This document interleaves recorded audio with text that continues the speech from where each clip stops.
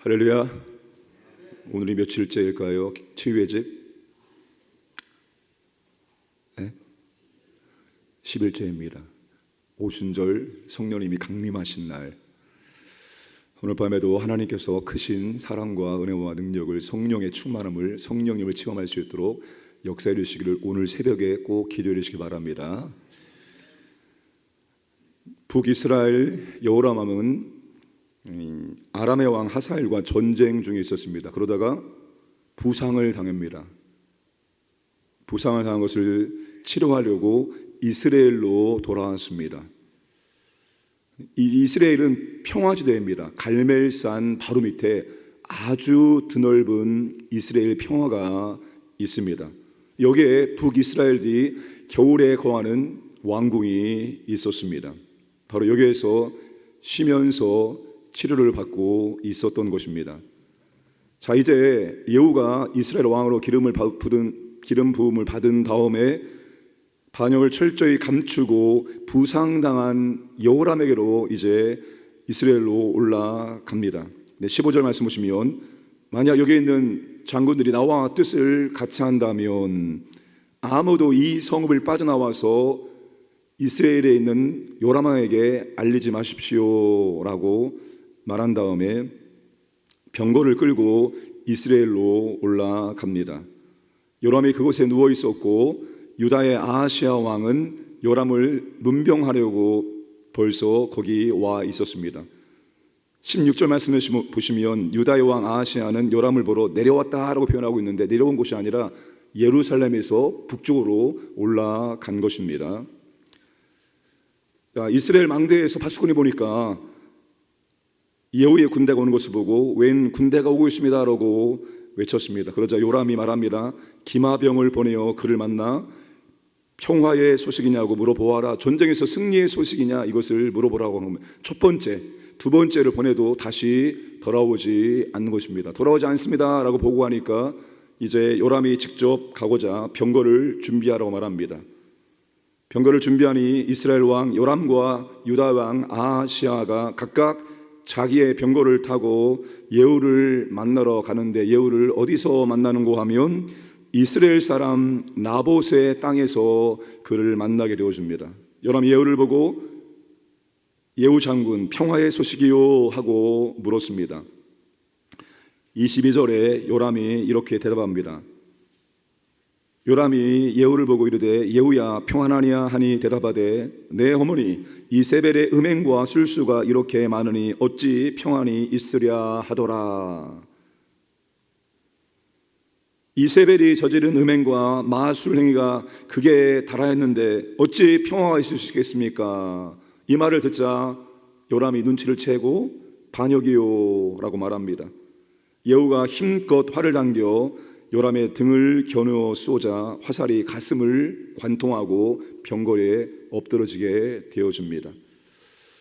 여러분, 하나님께서 왜 수많은 사람들 가운데서 예후라는 사람을 선택해서 예후에게 기름을 부어서 이스라엘 왕으로 세웠는지를 우리는 확인할 수 있습니다. 여러분, 예후가 기름 부음을 받은 다음에, 이스라엘 왕이 된 다음에, 사명을 받은 다음에 어떻게 사명을 감당하고 있습니까? 사명을 받은 다음에 잠시의 머뭇거림도 없이 그 직시로 나아가서 사명을 감당하는 모습을 확인할 수가 있습니다. 하나님이 예후를 선택한 이유는 하나님의 명령에, 사명에 즉각 순종할 줄 아는 사람이었기 때문입니다. 하나님이 원하시는 일꾼이 어떤 사람입니까? 하나님이 원하시는 때에 하나님이 원하시는 일을 순종하는 사람, 철저히 감당하는 사람을 하나님은 원하십니다. 여러분, 사도 바울이 다메섹 도성에서 빛으로 오신 예수님을 만나서 꼬꾸라지고 사흘 동안 눈이 보이지 않았습니다. 그때 하나님께서 아나니아라는 사람을 보내서 여차여차해서 그렇게 하고 있다라고 설명한 다음에 아나니아 가서 안수하니까 사울의 눈에서 비닐 같은 것이 벗어지고 밝히 보았습니다. 여러분, 사울이 밝히 본 다음에 무엇을 합니까? 여러분, 그 즉시로 사울이 다메섹 도상에 나가서 예수를 증거하기 시작합니다. 완전히 하루아침에 완전히 딴 사람이 되어서 이제는 예수의 증인의 삶을 살고 있다는 거예요. 내가 어제까지 예수를 죽이는 사람이었는데 내가 오늘 나가서 예수를 증거한들 사람들이 믿겠습니까? 여러분, 사도 바울은 그런 거 따지지 않았습니다. 나의 사명이 이방인의 사도이고 나의 사명이 복음을 증거하는 사람이라면 그 즉시로 순종하여 복음을 증거하는 삶을 살았습니다. 예후도 마찬가지입니다. 하나님이 나를 이스라엘 왕으로 세우시고 내 사명을, 이러한 사명을 주었다면 나는 그 즉각으로 순종을 하는 것입니다. 순종의 사람, 그것도 즉각 순종의 사람, 토달지 아니하고 하나님 이것 때문에, 하나님 저것 때문에, 하나님 이래서, 하나님 안 됩니다, 이것도 좀 하나님께서 해주시고 저것도 해주시고 이런 거 저런 거 환경을, 최상의 환경을 만들어준 다음에 하겠습니다, 이게 아닙니다. 지금 있는 모습 그대로 내게 주신 사명을 즉각 순종하는 사람, 그 사람 하나님께서 원하신다는 사실입니다. 또 한 가지, 예후가 어떻게 하나님의 사명을 감당하고 있습니까? 예후는 철저히 하나님의 예언을 그대로 성취하는 사명을 감당하고 있습니다. 요람이 예후를 만난 곳이 이스라엘 사람 나봇의 포도원입니다. 여러분, 예후가 요람의 시체를 나봇의 포도원에 던지라고 명령합니다. 25절과 26절 말씀을 보시면 그렇죠. 예후가 그의 장관 빗갈에게 이르되 그 시체를 가져다가 이스라엘 사람 나봇의 밭에 던지라, 내가 기억하려니와. 26절에 보시면 그런즉 여호와의 말씀대로 그의 시체를 가져다가 이 밭에 던질지니라 하는지라. 예후가 아무런 근거 없이 요람의 시체를 나봇의 포도원에 던지라고 말하고 있는 것이 아닙니다. 그가 정확하게 하나님의 말씀을 알고 있었습니다. 열왕기상 21장 19절에 너는 그에게 말하여 이르기를 여호와의 말씀이 내가 죽이고 또 빼앗았느냐고 하셨다 하고, 또 그에게 이르기를 여호와의 말씀이 개들이 나봇의 피를 핥는 것에서 개들이 내 피 곧 내 몸의 피도 핥으리라 하였다 하라. 여러분, 예후가 하나님의 예언의 말씀을 알고 있었고 이 말씀의 근거에서 예후는 하나님의 말씀을 성취하고 있다는 겁니다. 여호와의 말씀대로 될지어다. 여호와의 말씀의 근거에서 그가 요람의 시체를 나봇의 포도원에 던지라고 말하고 있는 것입니다. 하나님의 일꾼은, 사명자는 머뭇거림 없는 순종이 필요합니다.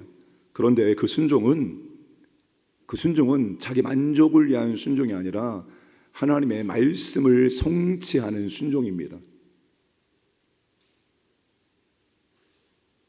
열심히 일하는데 사고치는 일꾼이 아니라, 내가 원하는 대로 내 뜻대로 열심히 일하는 그런 사람이 아니라 철저히 하나님의 말씀이 기준되어지고 하나님의 말씀이 성취될 수 있도록 순종하는 사람이 하나님께서 원하시는 일꾼입니다.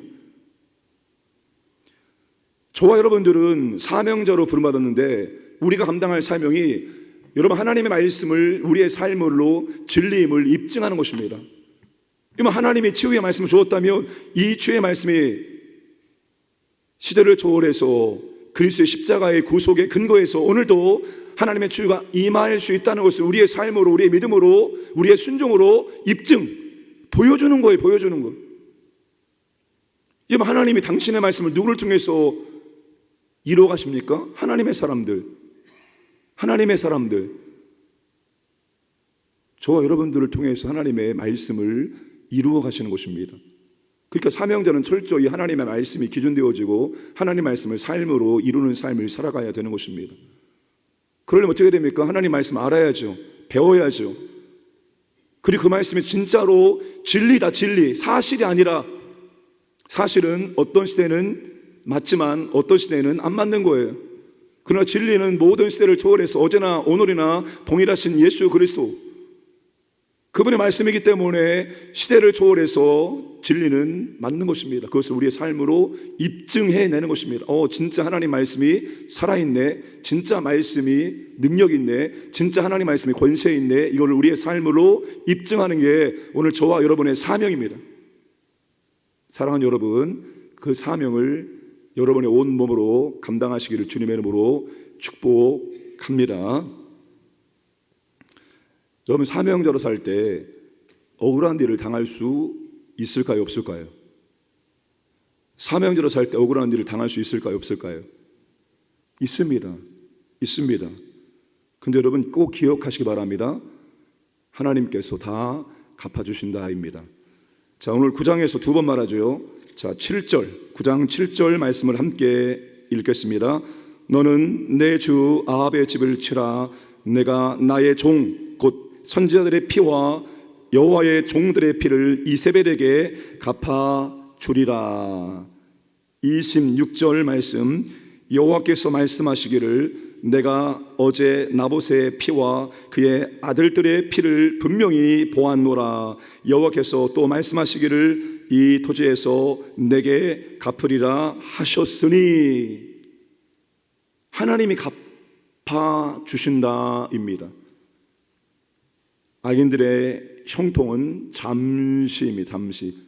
그 악인들의 형통 때문에 불평하거나 분노하지 마시기 바랍니다. 시편 37편 1절 2절, 악을 행하는 자들 때문에 불평하지 말며 불을 행하는 자들을 시기하지 말지어다.